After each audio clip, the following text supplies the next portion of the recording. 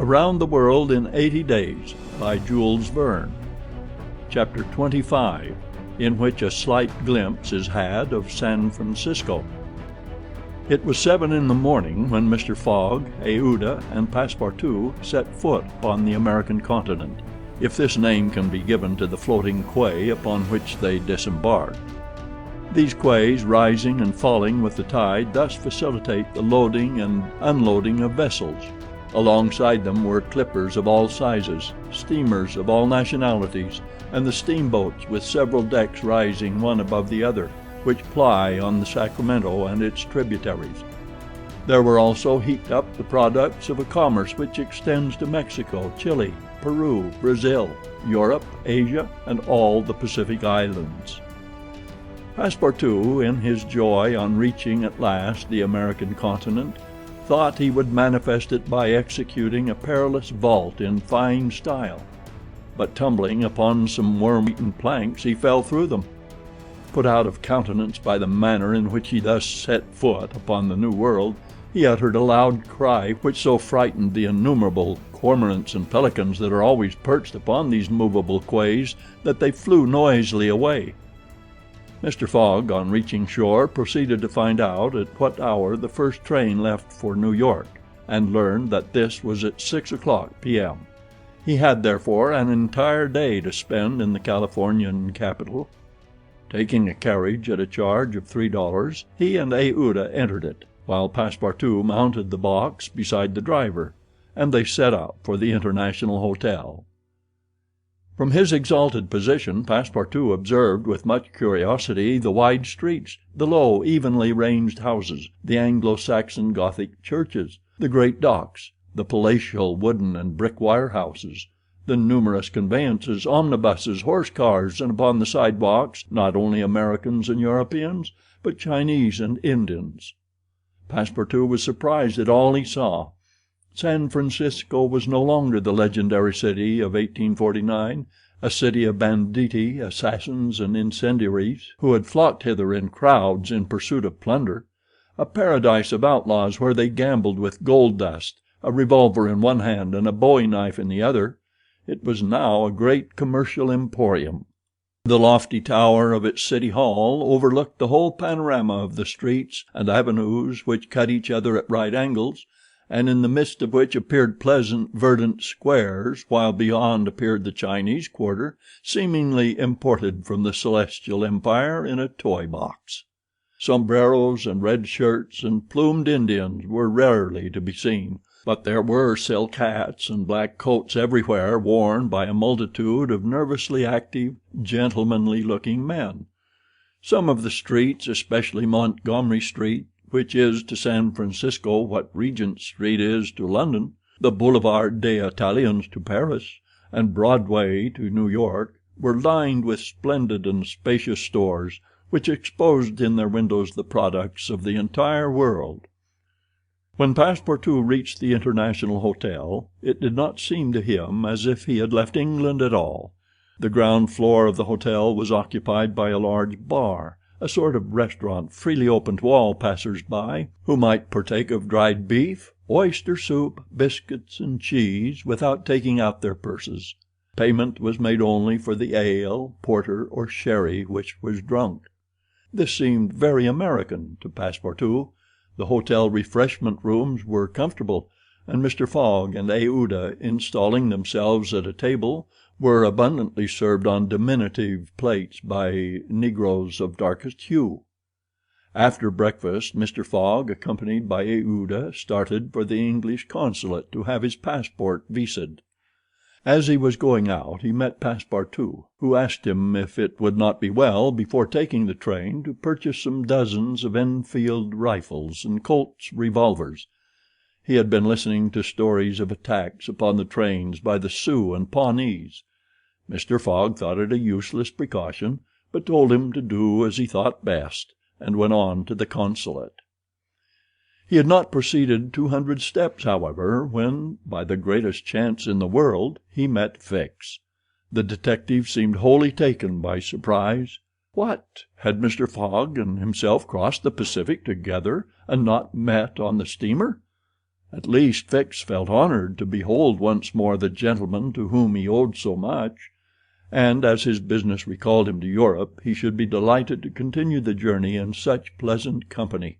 Mr. Fogg replied that the honor would be his, and the detective, who was determined not to lose sight of him, begged permission to accompany them in their walk about San Francisco, a request which Mr. Fogg readily granted. They soon found themselves in Montgomery Street, where a great crowd was collected. The sidewalks, street, horse-car rails, the shop doors, the windows of the houses, and even the roofs were full of people. Men were going about carrying large posters, and flags and streamers were floating in the wind, while loud cries were heard on every hand. "Hurrah for Cammerfield! Hurrah for Mandaboy!" It was a political meeting. At least, so Fix conjectured, who said to Mr. Fogg, "Perhaps we had better not mingle with the crowd. There may be danger in it." "Yes," returned Mr. Fogg, "and blows, even if they are political, are still blows." Fix smiled at this remark, and, in order to be able to see without being jostled about, the party took a position on the top of a flight of steps situated at the upper end of Montgomery Street. Opposite them, on the other side of the street, between a coal wharf and a petroleum warehouse, a large platform had been erected in the open air, towards which the current of the crowd seemed to be directed. For what purpose was this meeting? What was the occasion of this excited assemblage? Phileas Fogg could not imagine. Was it to nominate some high official, a governor or member of Congress? It was not improbable, so agitated was the multitude before them. Just at this moment there was an unusual stir in the human mass. All the hands were raised in the air. Some, tightly closed, seemed to disappear suddenly in the midst of the cries, an energetic way, no doubt, of casting a vote. The crowd swayed back, the banners and flags wavered, disappeared an instant, and then reappeared in tatters. The undulations of the human surge reached the steps, while all the heads floundered on the surface like a sea agitated by a squall. Many of the black hats disappeared, and the greater part of the crowd seemed to have diminished in height. "It is evidently a meeting," said Fix, "and its object must be an exciting one. I should not wonder if it were about the Alabama, despite the fact that the question is settled." "Perhaps," replied Mr. Fogg simply. "At least there are two champions in presence of each other, the Honorable Mr. Cammerfield and the Honorable Mr. Mandaboy." Aouda, leaning upon Mr. Fogg's arm, observed the tumultuous scene with surprise, while Fix asked the man near him what the cause of it all was. Before the man could reply, a fresh agitation arose. Hurrahs and excited shouts were heard. The staffs of the banners began to be used as offensive weapons, and fists flew about in every direction. Thumps were exchanged from the tops of the carriages and omnibuses which had been blocked up in the crowd. Boots and shoes went whirling through the air, and Mr. Fogg thought he even heard the crack of revolvers mingling in the din. The rout approaching the stairway and flowed over the lower step. One of the parties had evidently been repulsed, but the mere lookers-on could not tell whether Mandaboy or Cammerfield had gained the upper hand. "It would be prudent for us to retire," said Fix, who was anxious that Mr. Fogg should not receive any injury, at least until they got back to London. "If there is any question about England in all this, and we were recognized, I fear it would go hard with us." "An English subject," began Mr. Fogg. He did not finish his sentence, for a terrific hubbub now arose on the terrace behind the flight of steps where they stood, and there were frantic shouts of "Hurrah for Mandaboy! Hip, hip, hurrah!" It was a band of voters coming to the rescue of their allies and taking the Cammerfield forces in flank. Mr. Fogg, Aouda, and Fix found themselves between two fires. It was too late to escape. The torrent of men armed with loaded canes and sticks was irresistible. Phileas Fogg and Fix were roughly hustled in their attempts to protect their fair companion. The former, as cool as ever, tried to defend himself with the weapons which nature has placed at the end of every Englishman's arm, but in vain. A big, brawny fellow with a red beard, flushed face and broad shoulders, who seemed to be the chief of the band, raised his clenched fist to strike Fogg, whom he would have given a crushing blow, had not Fix rushed in and received it in his stead. An enormous bruise immediately made its appearance under the detective's silk hat, which was completely smashed in. "Yankee!" exclaimed Mr. Fogg, darting a contemptuous look at the ruffian.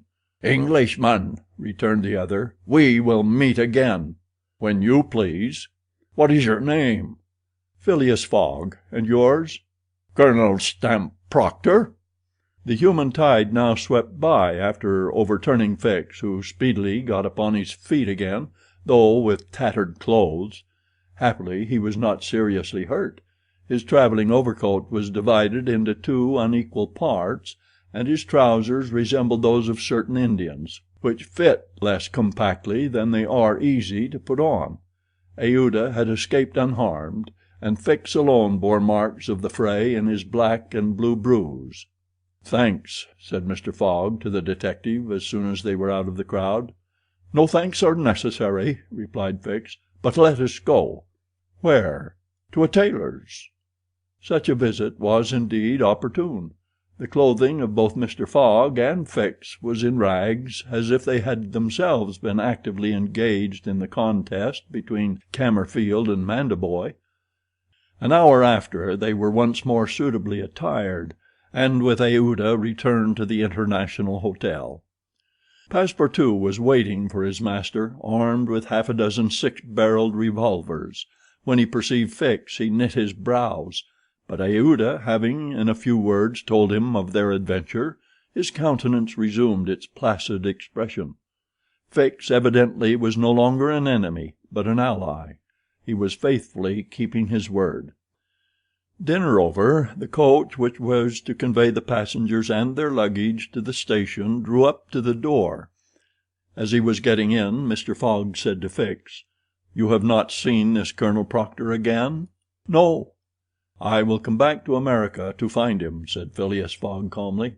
"It would not be right for an Englishman to permit himself to be treated in that way without retaliating." The detective smiled, but did not reply. It was clear that Mr. Fogg was one of those Englishmen who, while they do not tolerate dueling at home, fight abroad when their honor is attacked. At 6:15 the travelers reached the station and found the train ready to depart.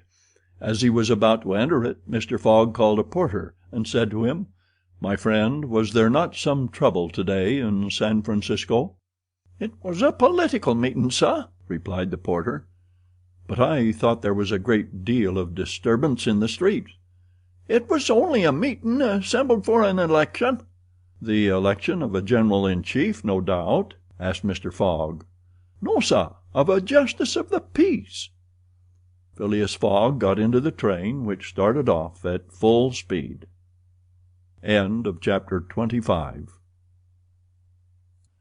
Chapter 26, in which Phileas Fogg and party travel by the Pacific Railroad. From ocean to ocean, so say the Americans, and these four words compose the general designation of the great trunk line which crosses the entire width of the United States. The Pacific Railroad is, however, really divided into two distinct lines: the Central Pacific, between San Francisco and Ogden, and the Union Pacific, between Ogden and Omaha. 5 main lines connect Omaha with New York.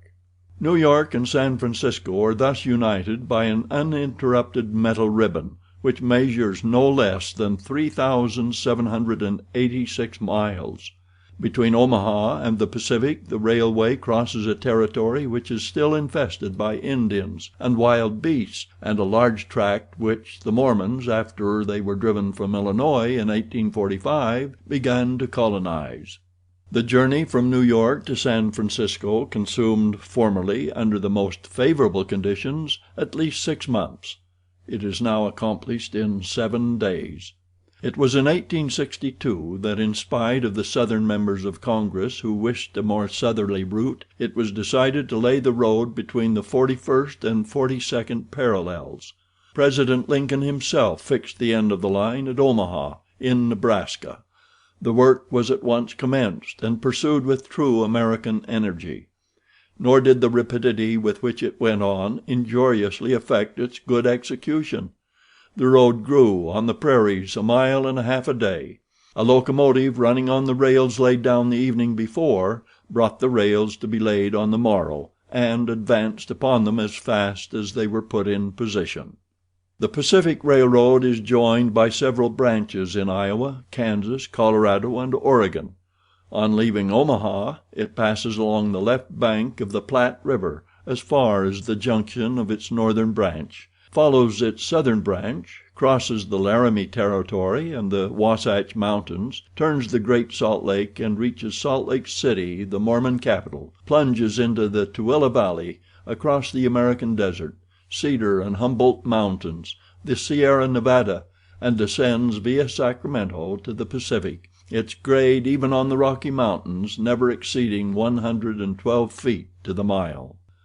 Such was the road to be traversed in 7 days, which would enable Phileas Fogg, at least, so he hoped, to take the Atlantic steamer at New York on the 11th for Liverpool.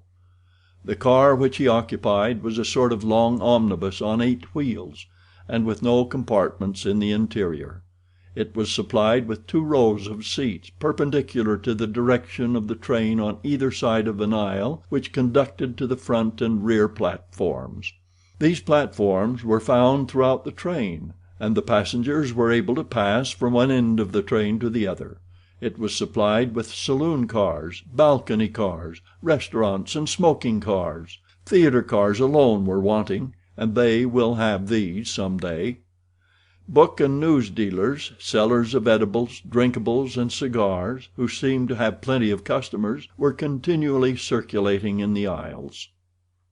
The train left Oakland station at 6 o'clock. It was already night, cold and cheerless, the heavens being overcast with clouds which seemed to threaten snow. The train did not proceed rapidly. Counting the stoppages, it did not run more than 20 miles an hour, which was a sufficient speed, however, to enable it to reach Omaha within its designated time. There was but little conversation in the car, and soon many of the passengers were overcome with sleep. Passepartout found himself beside the detective, but he did not talk to him. After recent events, their relations with each other had grown somewhat cold. There could no longer be mutual sympathy or intimacy between them. Fix's manner had not changed, but Passepartout was very reserved and ready to strangle his former friend on the slightest provocation. Snow began to fall an hour after they started, a fine snow, however, which happily could not obstruct the train. Nothing could be seen from the windows but a vast white sheet, against which the smoke of the locomotive had a grayish aspect. At 8 o'clock a steward entered the car and announced that the time for going to bed had arrived, and in a few minutes the car was transformed into a dormitory. The backs of the seats were thrown back, bedsteads carefully packed were rolled out by an ingenious system, berths were suddenly improvised, and each traveler had soon at his disposition a comfortable bed, protected from curious eyes by thick curtains. The sheets were clean and the pillows soft. It only remained to go to bed and sleep, which everybody did, while the train sped on across the state of California. The country between San Francisco and Sacramento is not very hilly. The Central Pacific, taking Sacramento for its starting point, extends eastward to meet the road from Omaha. The line from San Francisco to Sacramento runs in a northeasterly direction along the American River, which empties into San Pablo Bay. The 120 miles between these cities were accomplished in 6 hours, and towards midnight, while fast asleep, the travelers passed through Sacramento, so that they saw nothing of that important place, the seat of the state government, with its fine quays, its broad streets, its noble hotels, squares, and churches. The train, on leaving Sacramento, passing the Junction, Rocklin, Auburn, and Colfax, entered the range of the Sierra Nevada. Cisco was reached at 7 in the morning, and an hour later the dormitory was transformed into an ordinary car, and the travelers could observe the picturesque beauties of the mountain region through which they were steaming. The railway track wound in and out among the passes, now approaching the mountain sides, now suspended over precipices, avoiding abrupt angles by bold curves, plunging into narrow defiles which seemed to have no outlet. The locomotive, its great funnel emitting a weird light, with its sharp bell and its cowcatcher extended like a spur, mingled its shrieks and bellowings with the noise of torrents and cascades, and twined its smoke among the branches of the gigantic pines. There were few or no bridges or tunnels on the route. The railway turned around the sides of the mountains, and did not attempt to violate nature by taking the shortest cut from one point to another.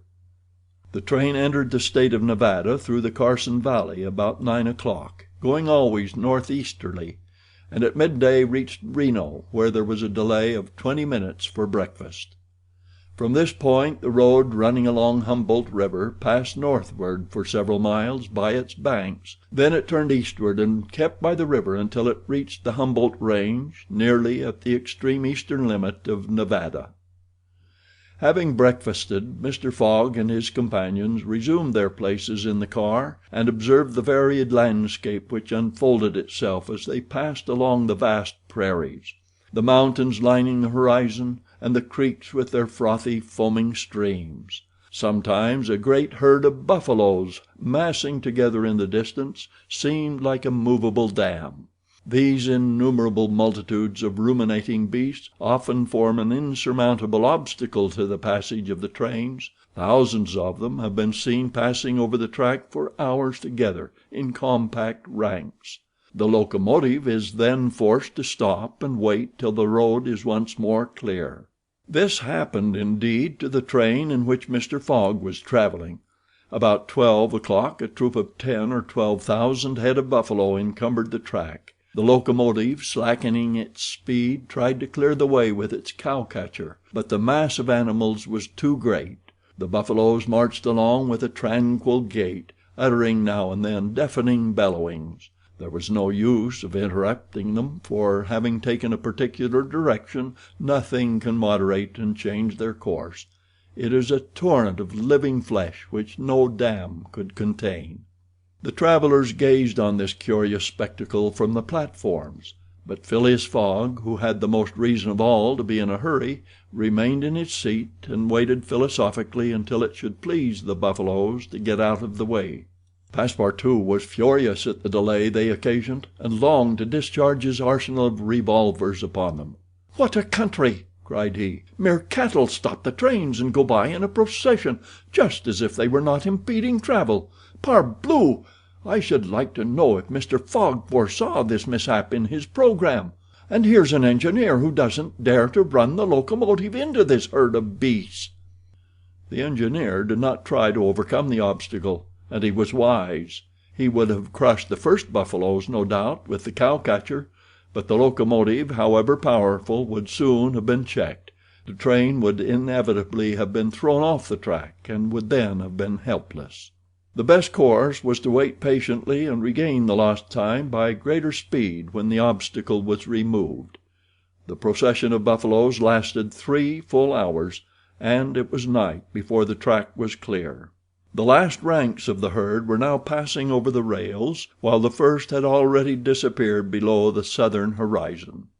It was 8 o'clock when the train passed through the defiles of the Humboldt Range, and 9:30 when it penetrated Utah, the region of the Great Salt Lake, the singular colony of the Mormons. Chapter 26.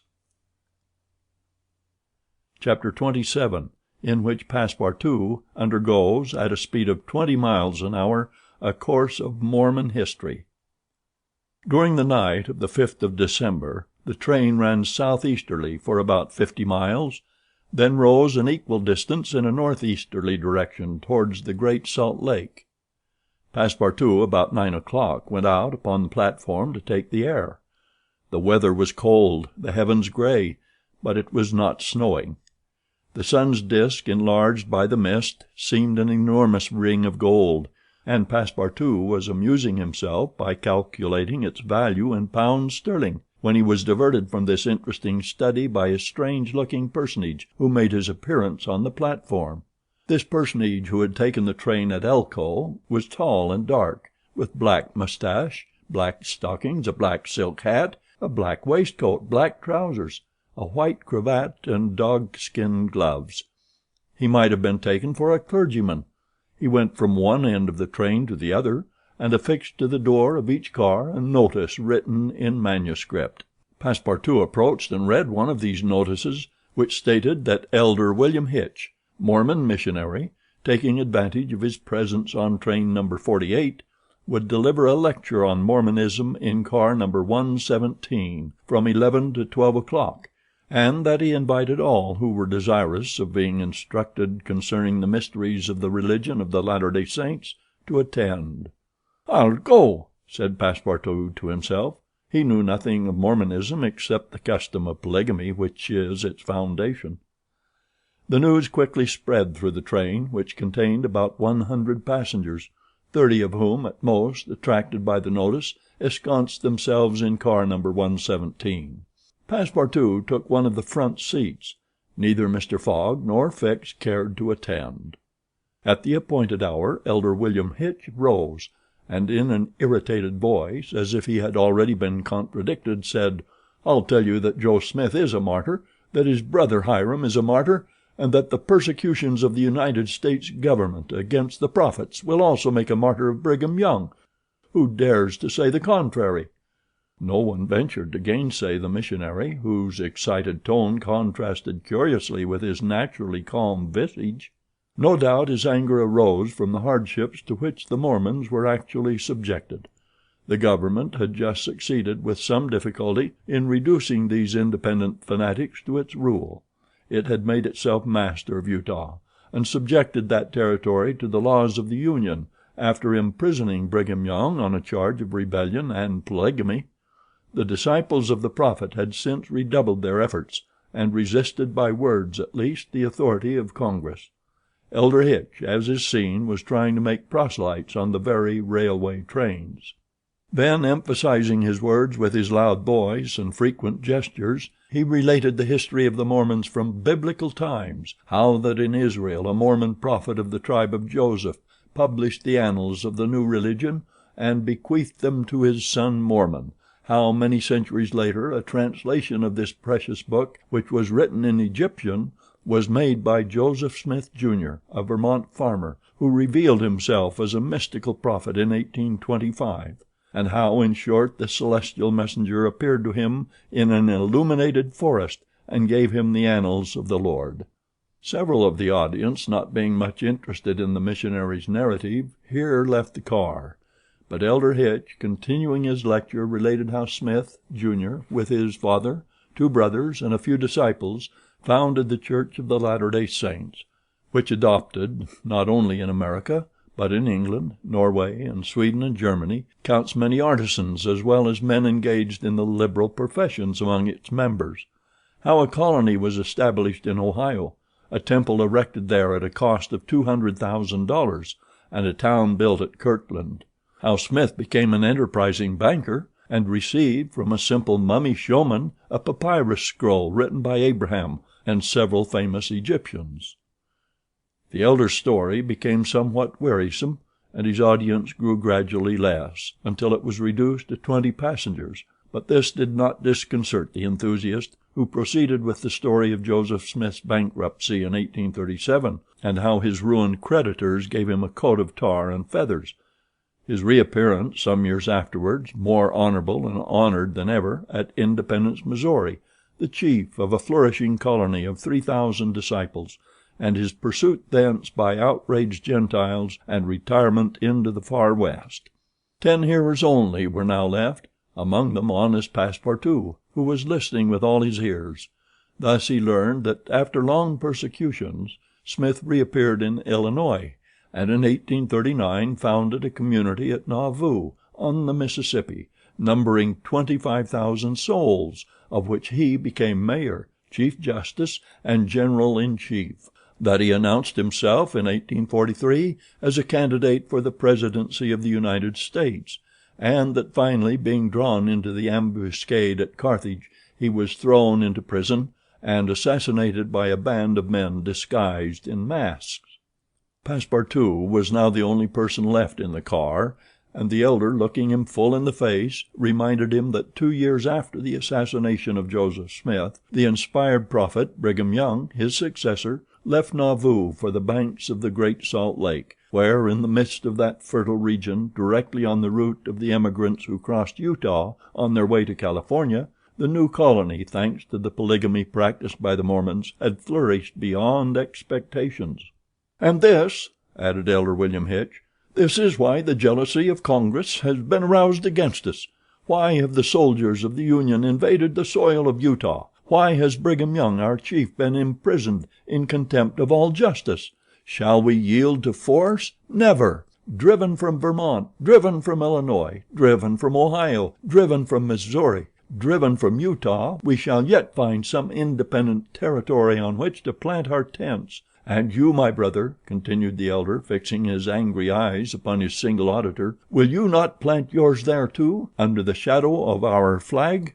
"No," replied Passepartout courageously, in his turn retiring from the car and leaving the elder to preach to vacancy. During the lecture the train had been making good progress, and towards 12:30 it reached the northwest border of the Great Salt Lake. Thence the passengers could observe the vast extent of this interior sea, which is also called the Dead Sea, and into which flows an American Jordan. It is a picturesque expanse, framed in lofty crags in large strata, encrusted with white salt, a superb sheet of water which was formerly of larger extent than now, its shores having encroached with the lapse of time, and thus at once reduced its breadth and increased its depth. The Salt Lake, 70 miles long and 35 wide, is situated 3 miles 800 feet above the sea. Quite different from Lake Asphaltite, whose depression is 1,200 feet below the sea, it contains considerable salt, and 1/4 of the weight of its water is solid matter, its specific weight being 1,170, and after being distilled 1,000. Fishes are of course unable to live in it, and those which descend through the Jordan, the Weber, and other streams soon perish. The country around the lake was well cultivated, for the Mormons are mostly farmers, while ranches and pens for domesticated animals, fields of wheat, corn, and other cereals, luxuriant prairies, hedges of wild rose, clumps of acacias, and milkwort would have been seen 6 months later. Now the ground was covered with a thin powdering of snow. The train reached Ogden at 2 o'clock, where it rested for 6 hours. Mr. Fogg and his party had time to pay a visit to Salt Lake City, connected with Ogden by a branch road, and they spent 2 hours in this strikingly American town, built on the pattern of other cities of the Union, like a checkerboard, with the somber sadness of right angles, as Victor Hugo expresses it. The founder of the City of the Saints could not escape from the taste for symmetry which distinguishes the Anglo-Saxons. In this strange country, where the people are certainly not up to the level of their institutions, everything is done squarely: cities, houses, and follies. The travelers, then, were promenading at 3 o'clock about the streets of the town built between the banks of the Jordan and the spurs of the Wasatch Range. They saw few or no churches, but the prophet's mansion, the courthouse, and the arsenal, blue brick houses with verandas and porches, surrounded by gardens bordered with acacias, palms, and locusts. A clay and pebble wall, built in 1853, surrounded the town, and in the principal street were the market and several hotels adorned with pavilions. The place did not seem thickly populated.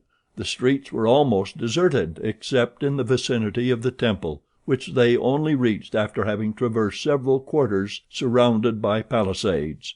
There were many women, which was easily accounted for by the peculiar institution of the Mormons, but it must not be supposed that all the Mormons are polygamous. They are free to marry or not as they please, but it is worth noting that it is mainly the female citizens of Utah who are anxious to marry, as, according to the Mormon religion, maiden ladies are not admitted to the possession of its highest joys. These poor creatures seemed to be neither well off nor happy. Some, the more well-to-do no doubt, wore short, open, black silk dresses under a hood or modest shawl, Others were habited in Indian fashion. Passepartout could not behold without a certain fright these women, charged in groups with conferring happiness on a single Mormon. His common sense pitied above all the husband. It seemed to him a terrible thing to have to guide so many wives at once across the vicissitudes of life, and to conduct them, as it were, in a body to the Mormon paradise, with the prospect of seeing them in the company of the glorious Smith, who doubtless was the chief ornament of that delightful place to all eternity. He felt decidedly repelled from such a vocation, and he imagined, perhaps he was mistaken, that the fair ones of Salt Lake City cast rather alarming glances on his person. Happily his stay there was but brief. At 4 the party found themselves again at the station, took their places in the train, and the whistle sounded for starting. Just at the moment, however, that the locomotive wheels began to move, cries of "Stop! Stop!" were heard. Trains, like time and tide, stopped for no one. The gentleman who uttered the cries was evidently a belated Mormon. He was breathless with running. Happily for him, the station had neither gates nor barriers. He rushed along the track, jumped on the rear platform of the train, and fell exhausted into one of the seats. Passepartout, who had been anxiously watching this amateur gymnast, approached him with lively interest, and learned that he had taken flight after an unpleasant domestic scene. When the Mormon had recovered his breath, Passepartout ventured to ask him politely how many wives he had, for from the manner in which he had decamped it might be thought that he had 20 at least. "One, sir," replied the Mormon, raising his arms heavenward. "One, and that was enough." Chapter 27. Chapter 28, in which Passepartout does not succeed in making anybody listen to reason. The train, on leaving Great Salt Lake at Ogden, passed northward for an hour as far as Weber River, having completed nearly 900 miles from San Francisco. From this point it took an easterly direction towards the jagged Wasatch Mountains. It was in the section included between this range and the Rocky Mountains that the American engineers found the most formidable difficulties in laying the road, and that the government granted a subsidy of $48,000 per mile instead of $16,000 allowed for the work done on the plains. But the engineers, instead of violating nature, avoided its difficulties by winding around instead of penetrating the rocks. One tunnel only, 14,000 feet in length, was pierced in order to arrive at the Great Basin. The track up to this time had reached its highest elevation at the Great Salt Lake. From this point it described a long curve descending towards Bitter Creek Valley, to rise again to the dividing ridge of the waters between the Atlantic and the Pacific. There were many creeks in this mountainous region, and it was necessary to cross Muddy Creek, Green Creek, and others upon culverts. Passepartout grew more and more impatient as they went on, while Fix longed to get out of this difficult region, and was more anxious than Phileas Fogg himself to be beyond the dangers of delays and accidents, and set foot on English soil. At 10 o'clock at night the train stopped at Fort Bridger Station, and 20 minutes later entered Wyoming territory, following the valley of Bitter Creek throughout. The next day, 7 December, they stopped for a quarter of an hour at Green River Station. Snow had fallen abundantly during the night, but being mixed with rain it had half melted and did not interrupt their progress. The bad weather, however, annoyed Passepartout, for the accumulation of snow by blocking the wheels of the cars would certainly have been fatal to Mr. Fogg's tour. "What an idea!" he said to himself. "Why did my master make this journey in winter? Couldn't he have waited for the good season to increase his chances?" While the worthy Frenchman was absorbed in the state of the sky and the depression of the temperature, Aouda was experiencing fears from a totally different cause. Several passengers had got off at Green River and were walking up and down the platforms, and among these Aouda recognized Colonel Stamp Proctor, the same who had so grossly insulted Phileas Fogg at the San Francisco meeting. Not wishing to be recognized, the young woman drew back from the window, feeling much alarm at her discovery. She was attached to the man who, however coldly, gave her daily evidences of the most absolute devotion. She did not comprehend, perhaps, the depth of the sentiment with which her protector inspired her, which she called gratitude, but which, though she was unconscious of it, was really more than that. Her heart sank within her when she recognized the man whom Mr. Fogg desired, sooner or later, to call to account for his conduct. Chance alone, it was clear, had brought Colonel Proctor on this train, but there he was, and it was necessary at all hazards that Phileas Fogg should not perceive his adversary. Aouda seized a moment when Mr. Fogg was asleep to tell Fix and Passepartout whom she had seen. "That Proctor on this train?" cried Fix. "Well, reassure yourself, madam. Before he settles with Mr. Fogg, he has got to deal with me. It seems to me that I was the more insulted of the two. And besides," added Passepartout, "I'll take charge of him, colonel as he is." "Mr. Fix," resumed Aouda, "Mr. Fogg will allow no one to avenge him. He said that he would come back to America to find this man. Should he perceive Colonel Proctor, we could not prevent a collision which might have terrible results. He must not see him." "You are right, madam," replied Fix. "A meeting between them might ruin all.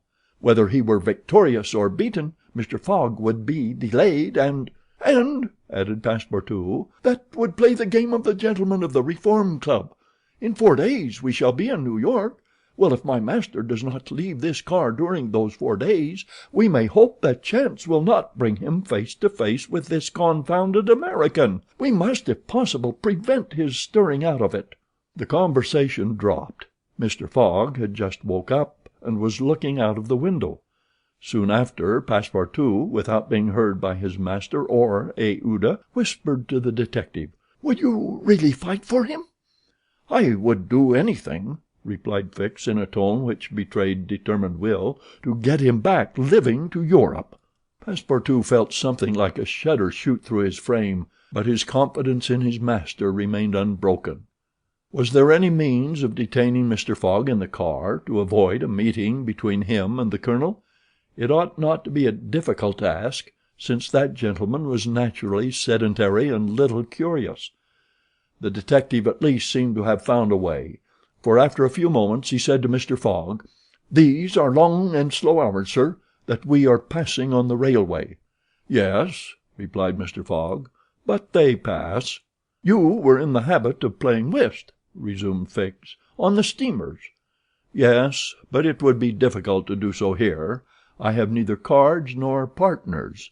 "Oh, but we can easily buy some cards, for they are sold on all the American trains.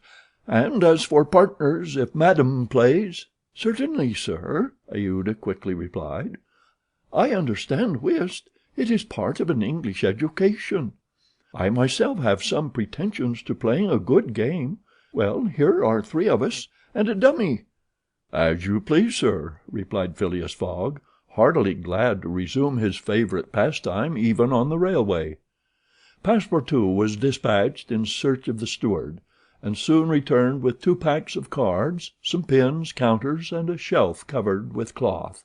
The game commenced. Aouda understood whist sufficiently well, and even received some compliments on her playing from Mr. Fogg. As for the detective, he was simply an adept, and worthy of being matched against his present opponent. "Now," thought Passepartout, "we've got him. He won't budge."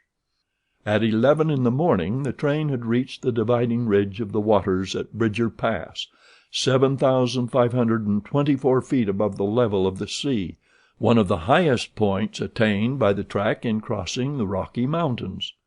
After going about 200 miles, the travelers at last found themselves on one of those vast plains which extend to the Atlantic, and which nature has made so propitious for laying the iron road. On the declivity of the Atlantic basin the first streams, branches of the North Platte River, already appeared. The whole northern and eastern horizon was bounded by the immense semicircular curtain which is formed by the southern portion of the Rocky Mountains, the highest being Laramie Peak.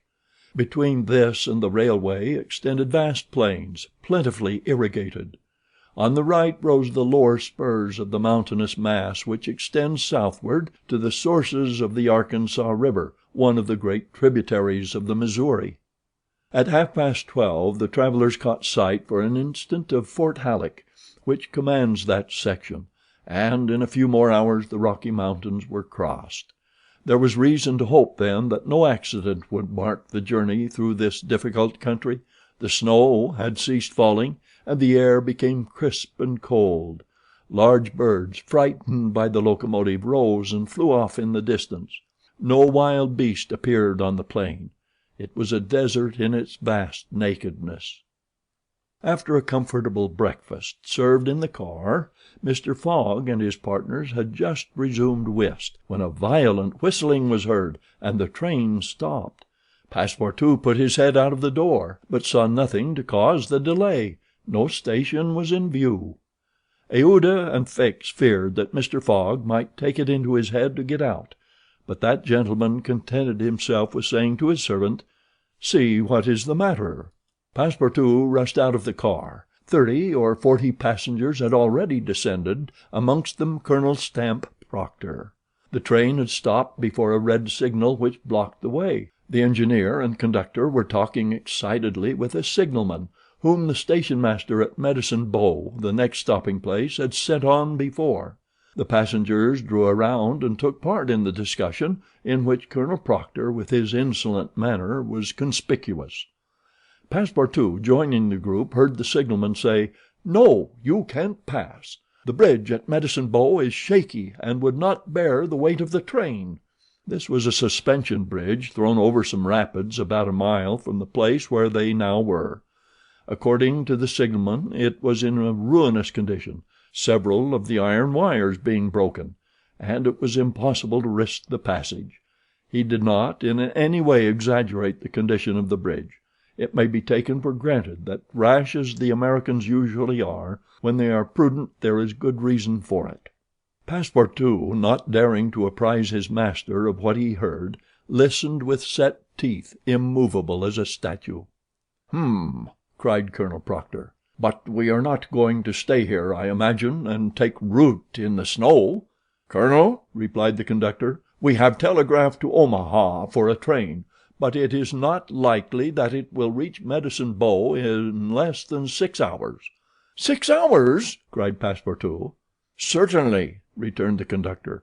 "Besides, it will take us as long as that to reach Medicine Bow on foot." "But it is only a mile from here," said one of the passengers. "Yes, but it's on the other side of the river." "And we can't cross that in a boat?" asked the colonel. "That's impossible. The creek is swelled by the rains. It is a rapid, and we shall have to make a circuit of 10 miles to the north to find a ford." The colonel launched a volley of oaths, denouncing the railway company and the conductor, and Passepartout, who was furious, was not disinclined to make common cause with him. Here was an obstacle indeed which all his master's banknotes could not remove.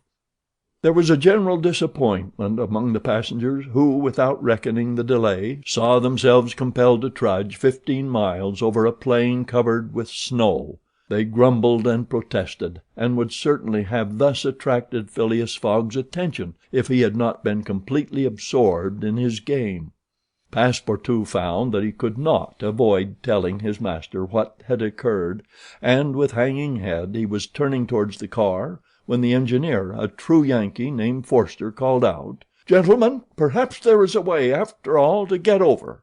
"On the bridge?" asked a passenger. "On the bridge." "With our train?"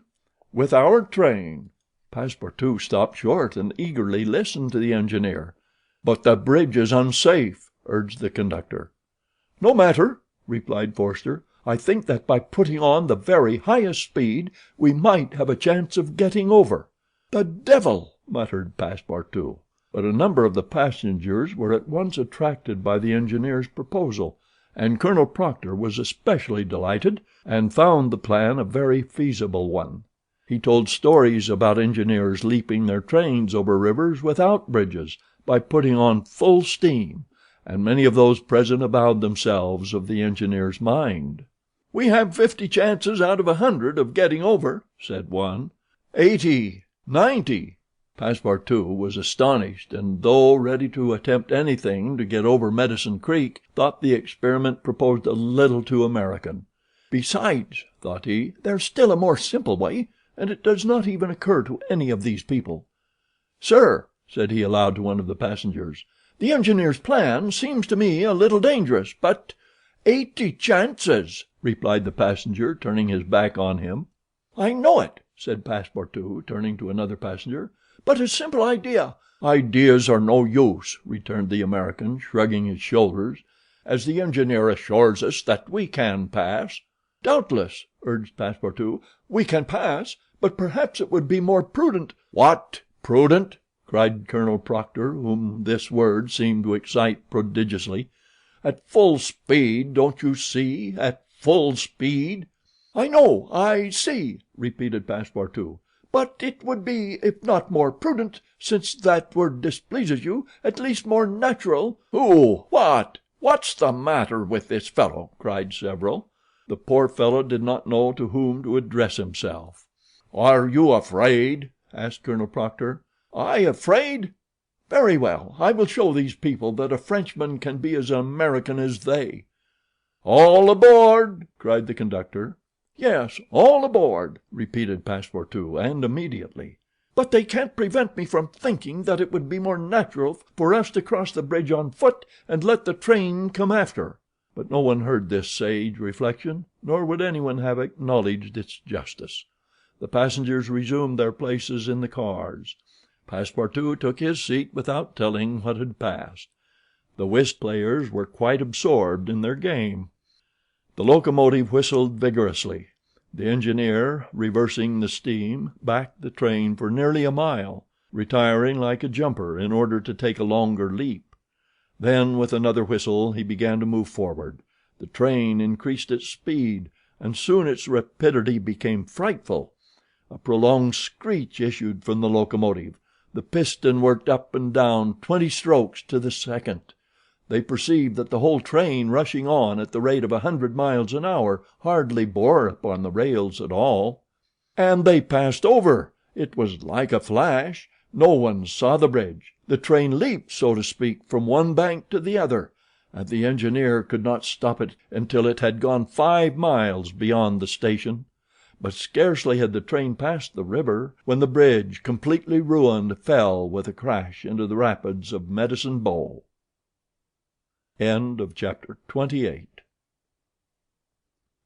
Chapter 29, in which certain incidents are narrated which are only to be met with on American railroads.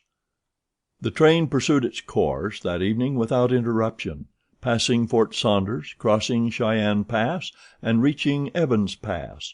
The road here attained the highest elevation of the journey, 8,092 feet above the level of the sea. The travelers had now only to descend to the Atlantic by limitless plains, leveled by nature. A branch of the Grand Trunk led off southward to Denver, the capital of Colorado. The country round about is rich in gold and silver, and more than 50,000 inhabitants are already settled there. 1,382 miles had been passed over from San Francisco in 3 days and 3 nights. 4 days and nights more would probably bring them to New York. Phileas Fogg was not as yet behindhand. During the night Camp Walbach was passed on the left. Lodge Pole Creek ran parallel with the road, marking the boundary between the territories of Wyoming and Colorado. They entered Nebraska at 11, passed near Sedgwick, and touched at Julesburg on the southern branch of the Platte River. It was here that the Union Pacific Railroad was inaugurated on the 23rd of October, 1867, by the chief engineer, General Dodge. 2 powerful locomotives carrying 9 cars of invited guests, amongst whom was Thomas C. Durant, vice president of the road, stopped at this point. Cheers were given. The Sioux and Pawnees performed an imitation Indian battle. Fireworks were let off, and the first number of the Railway Pioneer was printed by a press brought on the train. Thus was celebrated the inauguration of this great railroad, a mighty instrument of progress and civilization, thrown across the desert and destined to link together cities and towns which do not yet exist. The whistle of the locomotive, more powerful than Amphion's lyre, was about to bid them rise from American soil. Fort McPherson was left behind at 8 in the morning, and 357 miles had yet to be traversed before reaching Omaha. The road followed the capricious windings of the southern branch of the Platte River on its left bank.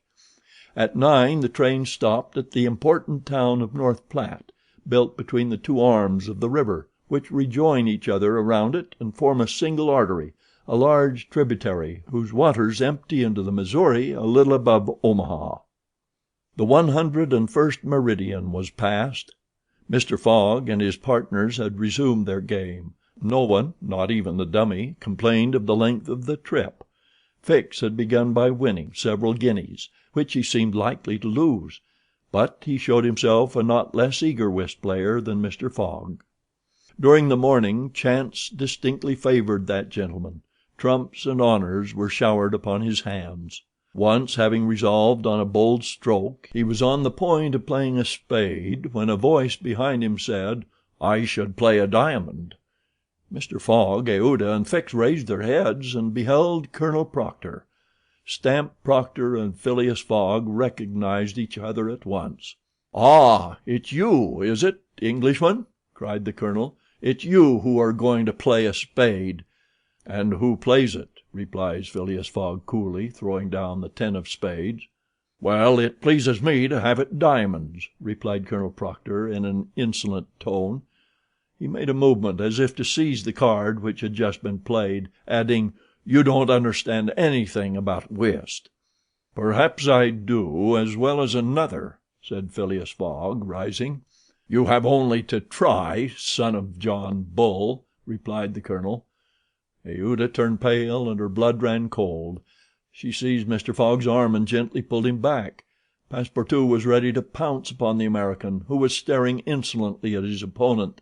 But Fix got up and going to Colonel Proctor said, "You forget that it is I with whom you have to deal, sir, for it was I whom you not only insulted but struck." "Mr. Fix," said Mr. Fogg, "pardon me, but this affair is mine and mine only. The colonel has again insulted me by insisting that I should not play a spade, and he shall give me satisfaction for it." "When and where you will," replied the American, "and with whatever weapon you choose." Aouda in vain attempted to retain Mr. Fogg. As vainly did the detective endeavor to make the quarrel his. Passepartout wished to throw the colonel out of the window, but a sign from his master checked him. Phileas Fogg left the car, and the American followed him upon the platform. "Sir," said Mr. Fogg to his adversary, "I am in a great hurry to get back to Europe, and any delay whatever will be greatly to my disadvantage." "Well, what's that to me?" replied Colonel Proctor. "Sir," said Mr. Fogg very politely, "after our meeting in San Francisco I determined to return to America and find you as soon as I had completed the business which called me to England." "Really?" "Will you appoint a meeting for 6 months hence?" "Why not 10 years hence?" "I say 6 months," returned Phileas Fogg, "and I shall be at the place of meeting promptly." "All this is an evasion," cried Stamp Proctor. "Now or never." "Very good. You are going to New York?" "No." "To Chicago?" "No." "To Omaha?" "What difference is it to you? Do you know Plum Creek?" "No," replied Mr. Fogg. "It's the next station. The train will be there in an hour, and we will stop there 10 minutes. In 10 minutes several revolver shots could be exchanged." "Very well," said Mr. Fogg. "I will stop at Plum Creek." "And I guess you'll stay there, too," added the American insolently. "Who knows?" replied Mr. Fogg, returning to the car as coolly as usual. He began to reassure Aouda, telling her that blusterers were never to be feared, and begged Fix to be his second at the approaching duel, a request which the detective could not refuse. Mr. Fogg resumed the interrupted game with perfect calmness. At 11 o'clock the locomotive's whistle announced that they were approaching Plum Creek Station. Mr. Fogg rose and, followed by Fix, went out upon the platform. Passepartout accompanied him, carrying a pair of revolvers. Aouda remained in the car, as pale as death. The door of the next car opened, and Colonel Proctor appeared on the platform, attended by a Yankee of his own stamp as his second. But just as the combatants were about to step from the train, the conductor hurried up and shouted: "You can't get off, gentlemen." "Why not?" asked the colonel. "We are 20 minutes late and we shall not stop." "But I am going to fight a duel with this gentleman." "I am sorry," said the conductor, "but we shall be off at once. There's the bell ringing now." The train started. "I'm really very sorry, gentlemen," said the conductor. "Under any other circumstances I should have been happy to oblige you; but after all, as you have not had time to fight here, why not fight as we go along?" "That wouldn't be convenient, perhaps, for this gentleman," said the colonel in a jeering tone. "It would be perfectly so," replied Phileas Fogg.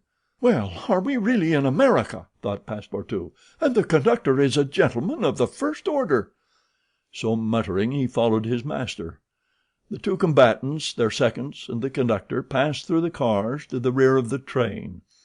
The last car was only occupied by a dozen passengers, whom the conductor politely asked if they would not be so kind as to leave it vacant for a few moments, as two gentlemen had an affair of honor to settle. The passengers granted the request with alacrity and straightway disappeared on the platform. The car, which was some 50 feet long, was very convenient for their purpose. The adversaries might march on each side in the aisle and fire at their ease. Never was duel more easily arranged. Mr. Fogg and Colonel Proctor, each provided with 2 6-barreled revolvers, entered the car. The seconds remaining outside shut them in. They were to begin firing at the first whistle of the locomotive. After an interval of 2 minutes what remained of the two gentlemen would be taken from the car. Nothing could be more simple. Indeed, it was all so simple that Fix and Passepartout felt their hearts beating as if they would crack. They were listening for the whistle agreed upon, when suddenly savage cries resounded in the air, accompanied by reports which certainly did not issue from the car where the duelists were. The reports continued in front and the whole length of the car. Cries of terror proceeded from the interior of the cars. Colonel Proctor and Mr. Fogg, revolvers in hand, hastily quitted their prison, and rushed forward where the noise was most clamorous. They then perceived that the train was attacked by a band of Sioux. This was not the first attempt of these daring Indians, for more than once they had waylaid trains on the road. 100 of them had, according to their habit, jumped upon the steps without stopping the train, with the ease of a clown mounting a horse at full gallop. The Sioux were armed with guns, from which came the reports, to which the passengers, who were almost all armed, responded by revolver shots. The Indians had first mounted the engine, and half stunned the engineer and stoker with blows from their muskets. A Sioux chief, wishing to stop the train but not knowing how to work the regulator, had opened wide instead of closing the steam valve, and the locomotive was plunging forward with terrific velocity. The Sioux had at the same time invaded the cars, skipping like enraged monkeys over the roofs, thrusting open the doors and fighting hand to hand with the passengers. Penetrating the baggage car, they pillaged it, throwing the trunks out of the train. The cries and shots were constant. The travelers defended themselves bravely. Some of the cars were barricaded and sustained a siege like moving forts, carried along at a speed of 100 miles an hour. Aouda behaved courageously from the first. She defended herself like a true heroine with a revolver, which she shot through the broken windows whenever a savage made his appearance. 20 Sioux had fallen mortally wounded to the ground, and the wheels crushed those who fell upon the rails as if they had been worms. Several passengers, shot or stunned, lay on the seats. It was necessary to put an end to the struggle, which had lasted for 10 minutes, and which would result in the triumph of the Sioux if the train was not stopped. Fort Kearny station, where there was a garrison, was only 2 miles distant, but that once passed, the Sioux would be masters of the train between Fort Kearny and the station beyond. The conductor was fighting beside Mr. Fogg when he was shot and fell. At the same moment he cried, "Unless the train is stopped in 5 minutes we are lost." "It shall be stopped," said Phileas Fogg, preparing to rush from the car. "Stay, monsieur!" cried Passepartout. "I will go."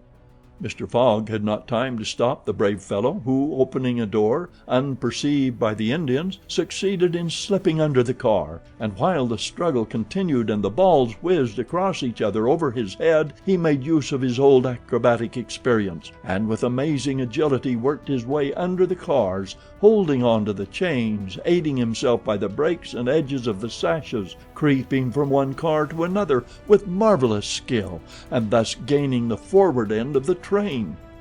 There, suspended by one hand between the baggage car and the tender, with the other he loosened the safety chains, but owing to the traction he would never have succeeded in unscrewing the yoking bar had not a violent concussion jolted this bar out. The train, now detached from the engine, remained a little behind, whilst the locomotive rushed forward with increased speed. Carried on by the force already acquired, the train still moved for several minutes, but the brakes were worked, and at last they stopped, less than 100 feet from Kearney Station. The soldiers of the fort, attracted by the shots, hurried up. The Sioux had not expected them, and decamped in a body before the train entirely stopped. But when the passengers counted each other on the station platform, several were found missing, among others the courageous Frenchman, whose devotion had just saved them. End of chapter 29.